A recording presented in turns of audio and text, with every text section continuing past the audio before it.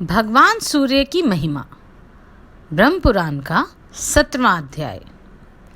पिछले अध्याय में हमने कोणादित्य की महिमा, कोणादित्य में सूर्य की पूजा अर्चना किस प्रकार की जाती है एवं उससे क्या क्या फल प्राप्त होते हैं, इस विषय में जानकारी प्राप्त की। ब्रह्म पुराण में दिया गया भगवान सूर्य की पूजा अर्चना करने की विधि इस अध्याय में आपको संपूर्ण रूप से दी गई है। नमस्कार, मैं आभा शर्मा जवास आपके सम्मुख सभी पुराणों का ऑडियो वर्जन लेकर उपस्थित हुई हूँ। अगर आपने मुझे अभी तक सब्सक्राइब नहीं किया है तो अभी करें और इन कहानियों का आनंद लें। मुनियों ने कहा, सुरश्रेष्ठ, आपने भोग और मोक्ष प्रदान करने वाले भगवान भास्कर के उत्तम क्षेत्र का जो वर्णन किया है वह सब हम लोगों ने सुना। अब यह बताइए कि उनकी भक्ति कैसे की जाती है और वे किस प्रकार प्रसन्न होते हैं। इस समय यही हम सब सुनना चाहते हैं। ब्रह्मा जी बोले, मन के द्वारा इष्ट देव के प्रति जो भावना होती है उसे ही भक्ति और श्रद्धा कहते हैं। जो इष्ट देव की कथा सुनता, उनके भक्तों की पूजा करता तथा अग्नि की उपासना में संलग्न रहता है, वह सनातन भक्त है। जो इष्ट देव का चिंतन करता है, उन्हीं में मन लगाता है, उन्हीं की पूजा में रत रहता है तथा उन्हीं के लिए कर्म करता है, वह निश्चय ही सनातन भक्त है।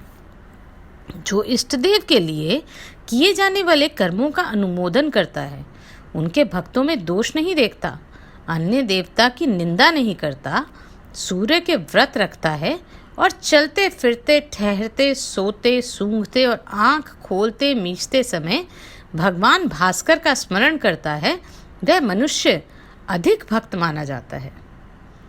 विज्ञ पुरुष को सदा ऐसी ही भक्ति करनी चाहिए। भक्ति, समाधि, स्तुति और मन से जो नियम किया जाता है, जो ब्राह्मणों को दान दिया जाता है, उसे देवता, मनुष्य और पितृ सभी ग्रहण करते हैं।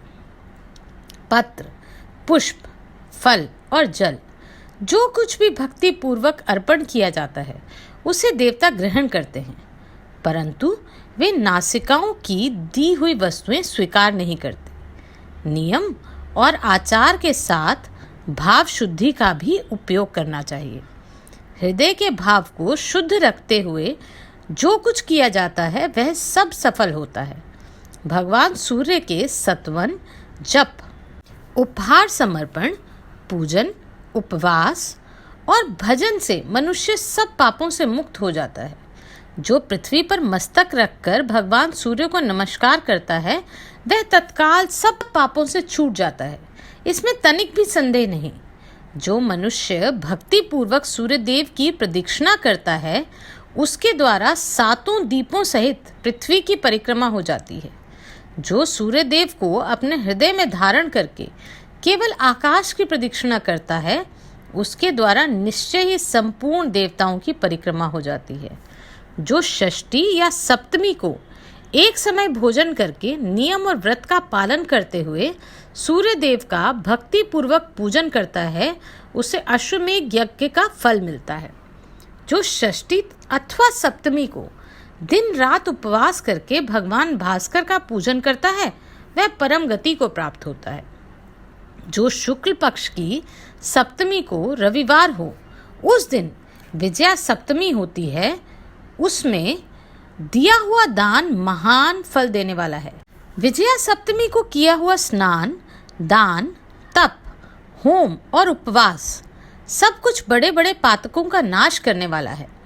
जो मनुष्य रविवार के दिन श्राद्ध करते और महातेजस्वी सूर्य का यजन करते हैं, उन्हें अभीष्ट फल की प्राप्ति होती है। जिनके समस्त धार्मिक कार्य सदा भगवान सूर्य के उद्देश्य से होते हैं, उनके कुल में कोई दरिद्र अथवा रोगी नहीं होता। जो सफ़ेद, लाल अथवा पीली मिट्टी से भगवान सूर्य के मंदिर को लीपता है, उसे मनोवांछित फल की प्राप्ति होती है। जो निराहार रहकर भांति भांति के सुगंधित पुष्पों द्वारा सूर्य देव का पूजन करता है, उसे अभिष्ट फल की प्राप्ति होती है। जो घी अथवा तिल के तेल से दीपक जलाकर भगवान सूर्य की पूजा करता है वह कभी अंधा नहीं होता। दीप दान करने वाला मनुष्य सदा ज्ञान के प्रकाश से प्रकाशित रहता है। जो सदा देव मंदिरों, चौराहों और सड़कों पर दीपदान करते हैं वह रूपवान तथा सौभाग्यशाली होते हैं। दीप की शिखा सदा ऊपर की ओर उठती है, उनकी गति कभी नीचे की ओर नहीं जाती। इसी प्रकार दीपदान करने वाला पुरुष भी दिव्य तेज से प्रकाशित होता है, वह कभी त्रिय योनि में नहीं पड़ता। जलते हुए दीपक को ना कभी चुराएं न नष्ट करें। दीप हरता मनुष्य बंधन, नाश, क्रोध एवं तमोमय नरक को प्राप्त होता है। उदय काल में प्रतिदिन सूर्य को अर्घ देने से एक ही वर्ष में सिद्धि प्राप्त होती है। सूर्य के उदय से लेकर अस्त तक उनकी ओर मुंह करके खड़ा हो किसी मंत्र अथवा स्तोत्र का जप करना आदित्य व्रत कहलाता है। वह बड़े बड़े पातकों का नाश करने वाला है। सूर्योदय के समय श्रद्धा पूर्वक अर्घ देकर सब कुछ सांगोपांग दान करें। इससे सब पापों से छुटकारा मिल जाता है। अग्नि, जल, आकाश, पवित्र भूमि, प्रतिमा तथा पिंडी में यत्न पूर्वक सूर्यदेव को अर्घ देना चाहिए। उत्तरायण अथवा दक्षिणायन में सूर्यदेव का विशेष रूप से पूजन करके मनुष्य सब पापों से मुक्त हो जाता है। इस प्रकार जो मानव प्रत्येक बेला में अथवा कुबेला में भी भक्ति पूर्वक श्री सूर्यदेव का पूजन करता है वह उन्हीं के लोक में प्रतिष्ठित होता है।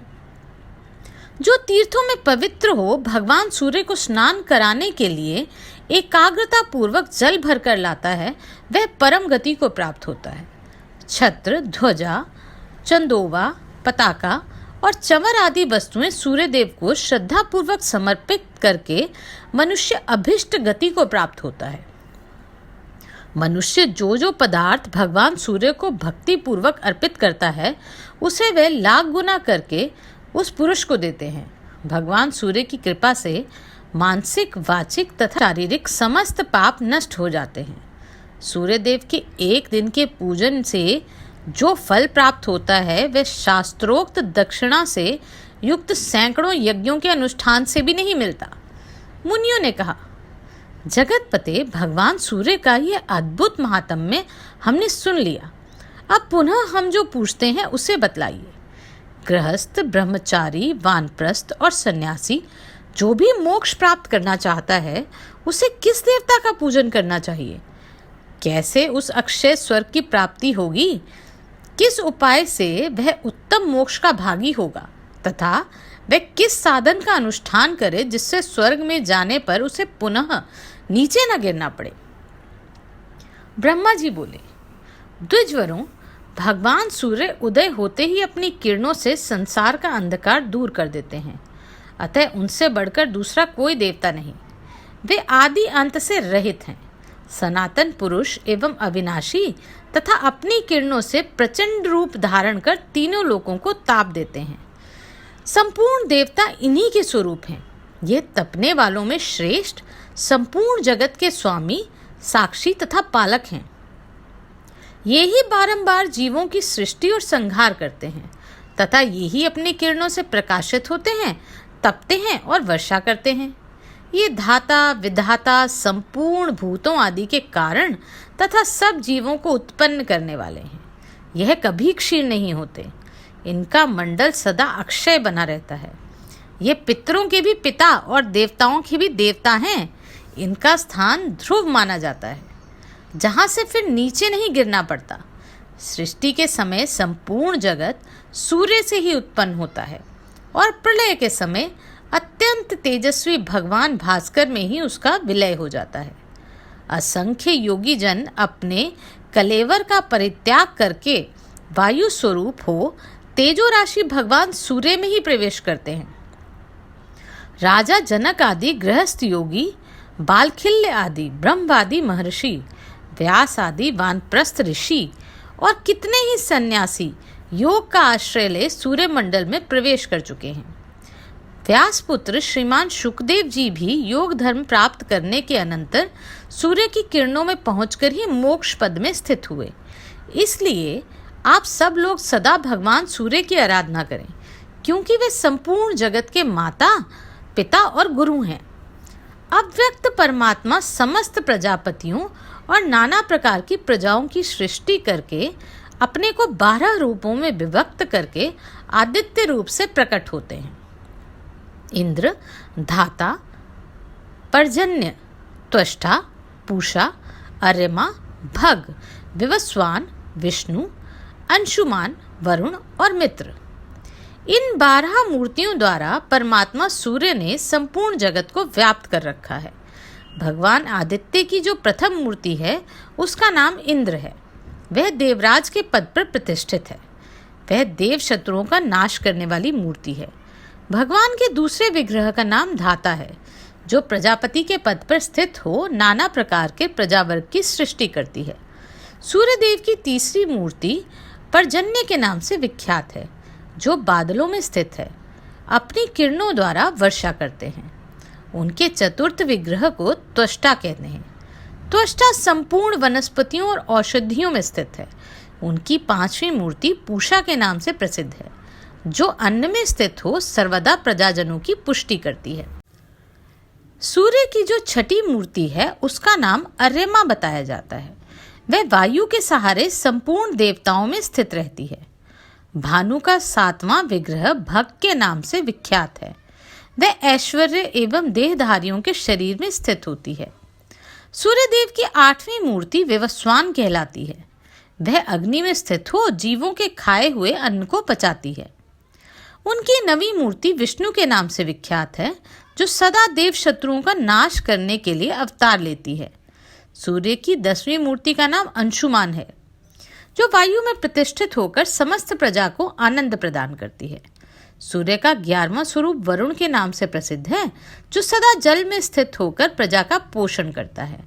भानु के 12वें विग्रह का नाम मित्र है, जिसने संपूर्ण लोकों का हित करने के लिए चंद्र नदी के तट पर स्थित होकर तपस्या की। परमात्मा सूर्यदेव ने इन 12 मूर्तियों के द्वारा संपूर्ण जगत को व्याप्त कर रखा है।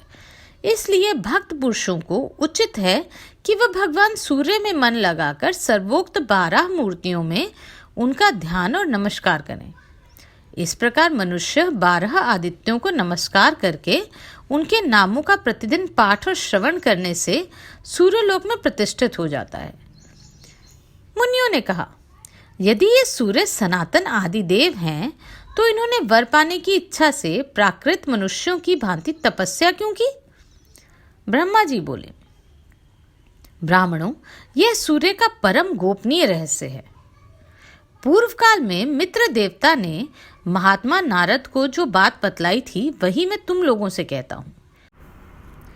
एक समय की बात है, अपनी इंद्रियों को वश में रखने वाले महायोगी नारद जी मेरुगिरी के शिखर से गंधमान नामक पर्वत पर उतरे और संपूर्ण लोकों में विचरते हुए उस स्थान पर आए जहाँ मित्र देवता तपस्या करते थे।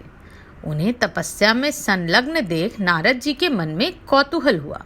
वे सोचने लगे, जो अक्षय, अविकारी, व्यक्ताव्यक्त स्वरूप और सनातन पुरुष हैं, जिन महात्मा ने तीनों लोकों को धारण कर रखा है, जो सब देवताओं के पिता एवं परों से भी पर हैं, वे किन देवताओं अथवा पितरों का यजन करते रहे और करेंगे?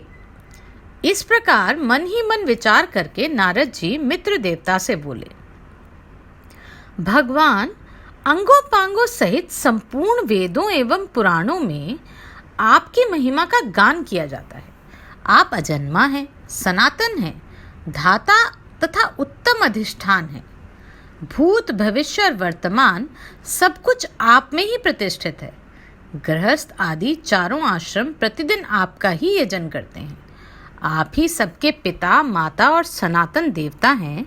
फिर भी आप किस देवता अथवा पितर की आराधना करते हैं, यह हमारी समझ में नहीं आता। मित्र ने कहा, ब्राह्मण, यह परम गोपनीय सनातन रहस्य कहने योग्य तो नहीं है, परंतु आप भक्त हैं, इसलिए आपके सामने मैं उसका यथावत वर्णन करता हूँ। वह जो सूक्ष्म, अविज्ञ, अव्यक्त, अचल, ध्रुव, इंद्रिय रहित इंद्रियों के विषयों से रहित तथा संपूर्ण भूतों से भी पृथक है। वही समस्त जीवों की अंतरात्मा है। उसी को क्षेत्रज्ञ भी कहते हैं। वह तीनों गुणों से भिन्न पुरुष कहा जाता है। उसी का नाम भगवान हिरण्यगर्भ है। वह संपूर्ण विश्व का आत्मा, शर्व अर्थात संहारकारी और अक्षर अर्थात अविनाशी माना जाता है। उसने इस एकात्मक त्रिलोकी को अपनी आत्मा के द्वारा धारण कर रखा है। वह स्वयं शरीर से रहित है, किंतु समस्त शरीरों में निवास करता है। शरीर में रहते हुए भी वह उसके कर्मों से लिप्त नहीं होता। वह मेरा, आपका तथा अन्य जितने भी देहधारी हैं उनका भी आत्मा है। सबका साक्षी है, कोई भी उसका ग्रहण नहीं कर सकता। वह सगुण, निर्गुण, विश्वरूप तथा ज्ञानगम्य माना जाता है। उसके सब और हाथ पैर हैं, सब और नेत्र, सिर और मुख तथा सब और कान हैं। वह संसार में सबको व्याप्त करके स्थित है। संपूर्ण मस्तक उसके मस्तक, संपूर्ण भुजाएं उसकी भुजाएं, संपूर्ण पैर उसके पैर, संपूर्ण नेत्र उसके नेत्र एवं संपूर्ण नासिकाएं उसकी नासिकाएं। वह स्वेच्छाधारी है और अकेला ही संपूर्ण क्षेत्र में सुखपूर्वक विचरता है। यहाँ जितने शरीर हैं वे सभी क्षेत्र कहलाते हैं। उन सबको वह योगात्मा जानता है, इसलिए क्षेत्रज्ञ कहलाता है। अव्यक्त पुरु में शयन करता है, अतः उसे पुरुष कहते हैं। विश्व का अर्थ है बहुविध। वह परमात्मा सर्वत्र बतलाया जाता है, इसलिए बहुविध रूप होने के कारण वह विश्व रूप माना जाता है। एकमात्र वही महान है और एकमात्र वही पुरुष कहलाता है। अतः वह एकमात्र सनातन परमात्मा ही महापुरुष नाम धारण करता है। वह परमात्मा स्वयं ही अपने आप को 100, 1000, लाख और करोड़ों रूपों में प्रकट कर लेता है। जैसे आकाश से गिरा हुआ जल भूमि के रस विशेष से दूसरे स्वाद का हो जाता है, उसी प्रकार गुणमय रस के संपर्क से वह परमात्मा अनेक रूप प्रतीत होने लगता है। जैसे एक ही वायु समस्त शरीरों में 5 रूपों में स्थित है, उसी प्रकार आत्मा की भी एकता और अनेकता मानी जाती है। जैसे अग्नि दूसरे स्थान की विशेषताओं से अन्य नाम धारण करती है, उसी प्रकार वह परमात्मा ब्रह्मा आदि के रूपों में भिन्न भिन्न नाम धारण करता है। जैसे एक दीप हजारों दीपों को प्रकट करता है, वैसे ही वह एक ही परमात्मा हजारों रूपों को उत्पन्न करता है। संसार में जो चराचर भूत हैं वे नित्य नहीं हैं, परंतु वह परमात्मा अक्षय, अप्रेम्य तथा सर्वव्यापी कहा जाता है। वह ब्रह्म सद सत स्वरूप लोक में देव कार्य तथा पितृ कार्य के अवसर पर उसी की पूजा होती है। उससे बढ़कर दूसरा कोई देवता या पितृ नहीं होता। उसका ज्ञान अपने आत्मा के द्वारा होता है। अतः मैं उसी सर्वात्मा का पूजन करता हूँ। देवऋषि स्वर्ग में भी जो जीव उस परमेश्वर को नमस्कार करते हैं, वह उसी के द्वारा दिए हुए अभीष्ट गति को प्राप्त होते हैं। देवता और अपने अपने आश्रमों में स्थित मनुष्य भक्ति पूर्वक सबके आदिभूत उस परमात्मा का पूजा करते हैं और वे उन्हें सद्गति प्रदान करते हैं। वे सर्वात्मा, सर्वगत और निर्गुण कहलाते हैं। मैं भगवान सूर्य को ऐसा मानकर अपने ज्ञान के अनुसार उनका पूजन करता हूँ। नारद जी, यह गोपनीय उपदेश मैंने अपनी भक्ति के कारण आपको बतलाया है। आपने भी उस उत्तम रहस्य को भली भांति समझ लिया है। देवता, मुनि और पुराण सभी उस परमात्मा को वरदायक मानते हैं और इसी भाव से सब लोग भगवान दिवाकर का पूजन करते हैं।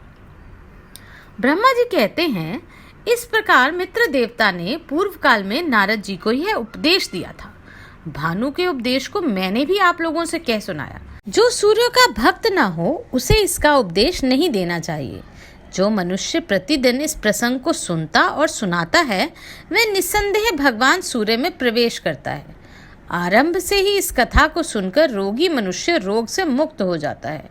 जिज्ञासु को उत्तम ज्ञान एवं अभिष्ट गति की प्राप्ति होती है। मुनियों, जो इसका पाठ करता है वह जिस जिस वस्तु की कामना करता है उसे निश्चय ही प्राप्त कर लेता है। ॐ